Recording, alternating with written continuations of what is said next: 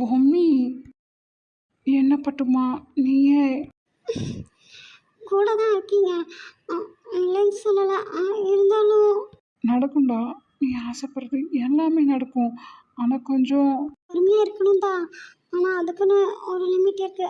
ரொம்பவும் பொறுமையாக இருந்து ஆசைப்படும்போது கிடைக்காத எதுவும் அதுக்கப்புறம் கிடைச்சி அது நமக்கு கிடைக்க தகுதி இல்லை போல இருக்குன்னு சொல்லி வெறுப்பே வந்திருக்கும்.